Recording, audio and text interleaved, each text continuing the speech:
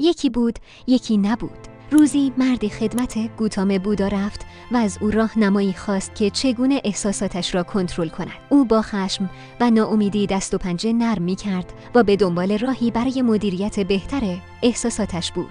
بودا با لبخند از او خواست که بنشیند و گفت: برای تو داستانی تعریف می‌کنم. روزی روزگاری پادشاهی در سرزمینی آباد حکومت می‌کرد. روزی تصمیم گرفت به پادشاهی همسایه سفر کند، زیرا شنیده بود که پادشاه آن سرزمین بخرد و دانایی شهرت دارد. وقتی پادشاه به آنجا رسید، با احترام فراوان از او استقبال شد.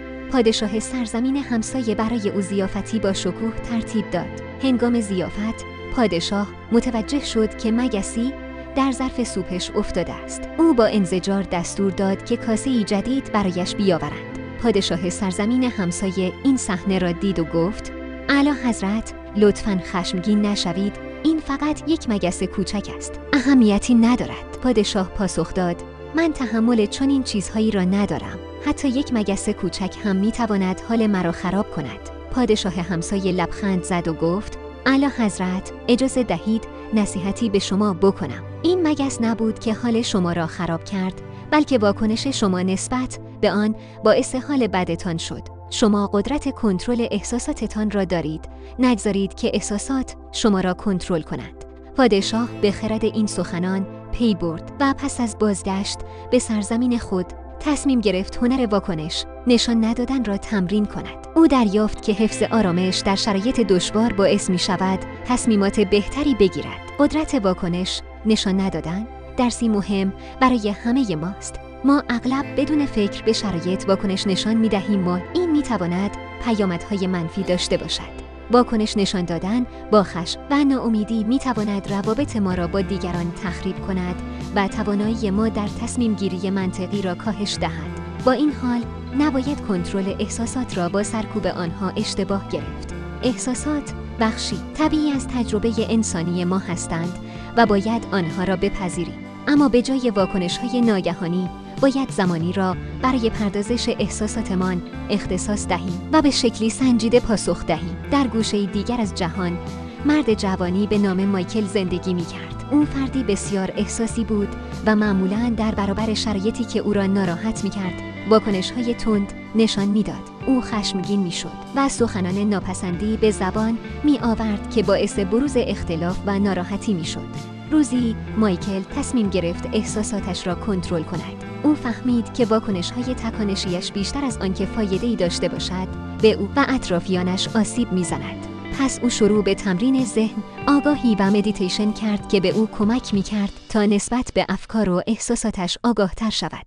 او همچنین هنر واکنش نشان ندادن را تمرین کرد. هرگاه در شرایطی قرار می‌گرفت که معمولاً احساساتش را تحریک می‌کرد، قدمی به عقب برمی‌داشت، چند نفس عمیق می‌کشید و با آرامش وضعیت را ارزیابی کرده و به آن پاسخ می‌داد. در ابتدا کنترل احساسات برای مایکل دشوار بود. او همچنان عصبانی و ناامید می‌شد، اما سعی می‌کرد واکنش‌های تکانشی نشان ندهد. با تمرین بیشتر توانست احساساتش را بهتر کنترل کند. مایکل همچنین متوجه شد که روابطش با دیگران بهبود یافته است. او دیگر درگیر مشاجره و دلخوری نمی‌شد، بلکه به شیوهی آرام و سنجیده ارتباط برقرار می‌کرد که باعث شد روابطش قوی‌تر شوند. روزی یکی از دوستانش سراغ او آمد و از مشکلاتش گفت. او بسیار ناراحت بود.